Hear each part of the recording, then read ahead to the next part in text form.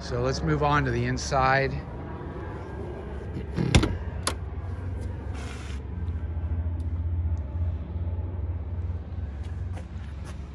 All of the door jambs, everything has been painted.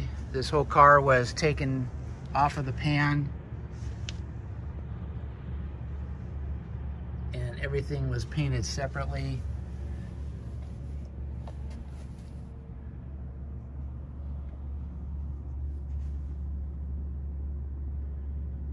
These are all original door hinges. They're all in great shape. They usually get worn out and the doors begin to sag. It's not the case with these. These are actually in really good shape. I will note that this rubber normally goes over to this hole and a little ball sticks inside of it. I just noticed recently that that has come off, probably due to the tight fit of the doors. The sills are reproduction sills. This side of the door is equally detailed. Moving to the inside, the carpet is all German square weave. The door panels are a custom panel made to match the interior. It's a reproduction dash pad, as well as the lower pads are reproduction as well. Those are from Carmangia Parts and Restoration. They're a pretty nice model. These are 6 years old and they're holding up great. Nardi steering wheel. This is a new wheel. It was not a used wheel. Behind the steering wheel is a set of Porsche 914 gauges. These gauges have been restored by North Hollywood Speedo, and the multi-gauge has been updated. They have a kit that they do, so it upgrades the original gauge to include oil temperature. 7,000 RPM tach is from the 914.6, and then 150 mile an hour speedometer that also includes a trip meter. And that mileage that you see there is the mileage on the car since I restored it. It started at 0. The mileage on the trip meter, 271 miles, is the mileage on the new motor. To each side of those 914 gauges, I added 2 VDO gauges. On the left is an oil pressure gauge, and on the right is a voltmeter gauge. And both of those gauges have been done by North Hollywood Speedo as well to match the other ones. It includes the button, silver button, that was on a couple of the year cars. Not all of them had those silver buttons, so it's kind of a nice touch. You'll see the ashtray has a 5-speed shift pattern instead of a 4-speed. Glove box is a reproduction ABS box. Still incorporates the original hood release. Operates great. Underneath that is the gas door release. Just requires a gentle pull. You'll notice behind or underneath there are some 6-inch speaker and a component tweeter. Those are Alpine. I don't remember the model number of them, but they're a nice unit. Also wanted to show that all of the switches have been relocated to underneath the dash in their original locations. So on the left side of the steering wheel, you have the headlight and the flashers, and then next to that is the knobs for the fresh air vents that where the front grills are on the front of the car. Those are fully operational. They seal up tight when they're closed, and when they're open, they introduce a great amount of fresh air through the top here. And during the summer, when it gets warm here in California, those fresh air vents actually make quite a bit of difference. If you have the windows open and those fresh air vents, you get pretty nice circulation. Over on this side, underneath the ashtray, is actually the control for the Bluetooth Parrot head unit that is hidden within the ashtray. I'll show you that on in a minute. On the other side of the steering wheel is the windshield wiper control, and right next to the steering wheel is the trip meter reset. You also see that there is a Berg shifter here. As you probably know by now, this has a 5-speed in it. It also has a locking shifter, so a little added security feature.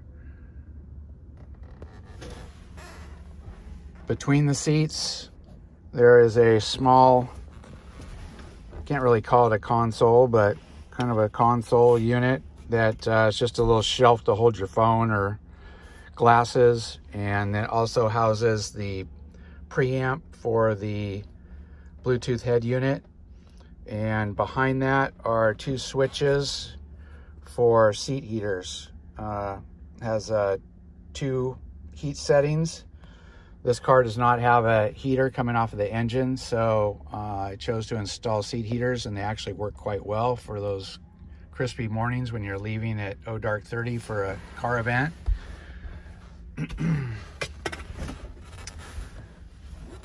These seats are from Scat. They're the Pro Car. I believe they're Elite series is what they're referred to as. These have been shaved down and reshaped by the upholsterer. He was attempting to mimic a Porsche 911 seat and took a lot of the bolstering out of them to make them a little bit more factory looking. Probably could have removed a little bit more, but these seats are extremely comfortable. The first time I rode in a club member's car that had them, I fell in love with them. They did also cover the sides with the vinyl material. They are adjustable. The back is fully adjustable. They fold forward and latch. They also fold back. And they also have a pocket in the back. The back seat has been reshaped as well. If you're familiar with a Carmen Ghia seat, back seat, they are flat as a board with about 1/4 inch of padding.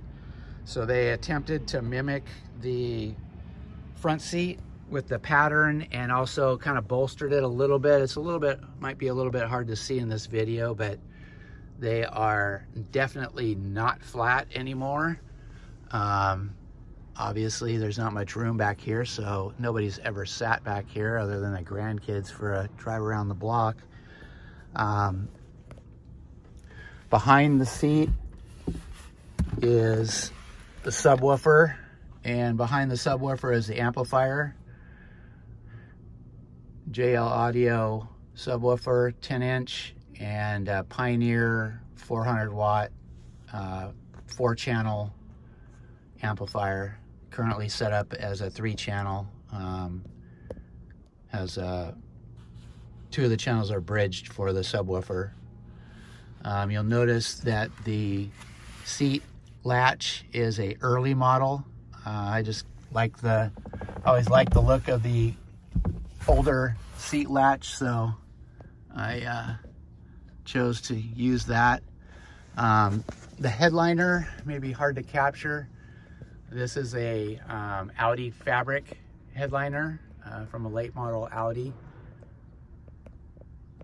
I chose a fabric for the seats and the headliner as kind of a added sound deadening. These are the standard reproduction sun visors, not real high quality units. It does have the original rearview mirror with the dimmer for the high beams.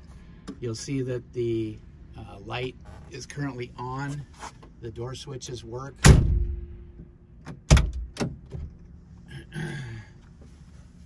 And it can also be shut off or always on. Above that is a microphone. That Parrot Bluetooth unit also allows you to make and receive phone calls. So there's a microphone for that. You can actually carry on a conversation in here as long as you're under 3,000 RPM. Anything above that, and the person on the other line is going to hear more engine than conversation. Down below, this pedal assembly has been fully rebuilt by Pedal Masters, and the clutch pedal has been reinforced. The late model clutch pedals are known to crack, so they fully reinforced that clutch pedal. It has a roller assembly behind the pedal. It has a heavy duty clutch or heavy duty throttle cable installed. Very comfortable pedal to operate, very smooth.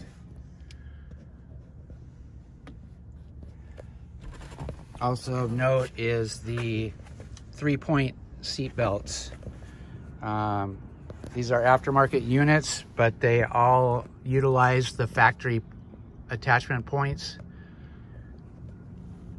There's no additional holes in the bottom of the pan for the seat belts or for the seats. For the seats, we made our own brackets to mount them directly to the floor. You can't really see them, but they bolt in from the top and they do not come through the pan. I'll show you the other door. You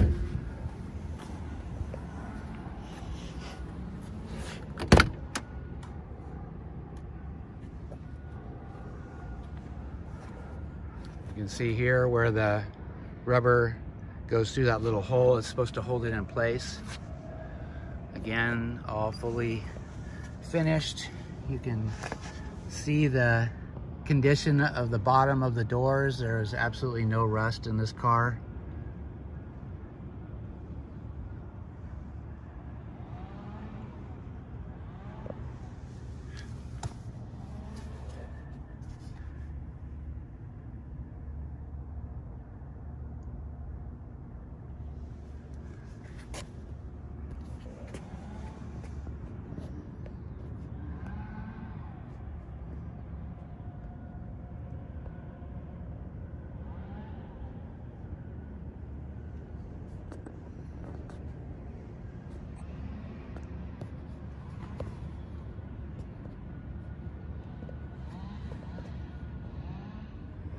Moving forward, gas door, fully painted, restored, gas flap,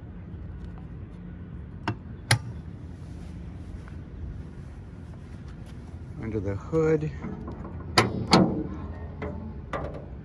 The poster carried the German square weave carpet forward, making a nice cover for the dash and sides. I have tons of pictures in the gallery on the condition of the nose itself. There's the number, includes a factory jack. The water bottle is there, but it's not operational. Just filling the hole. The front wheel is a EMPI Fuchs reproduction wheel. I believe it is a 4.5 as well. The tire is, I believe, a compromise between the size of the front wheel and the size of the back, front tire and the back tire. So it can be used on either an emergency. Hopefully that'll never happen.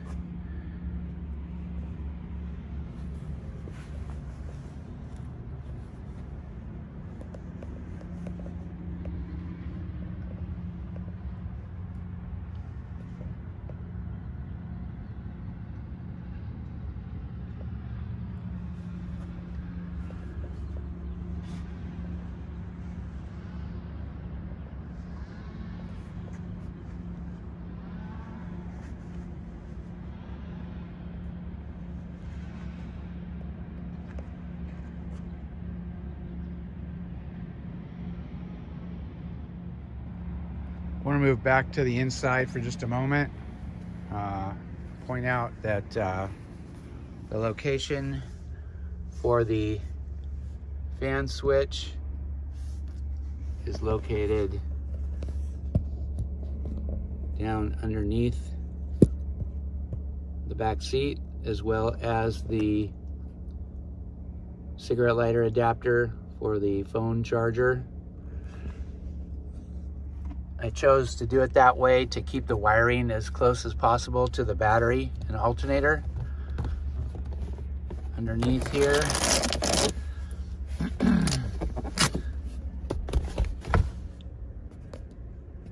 you'll see I throw a little bit of moving blanket material over this section just to add for some added sound deadening. You'll see there's sound deadening on the tunnel itself. There is no sound deadener on the pan. The pan has a truck liner, bed liner on it, on the top and the bottom.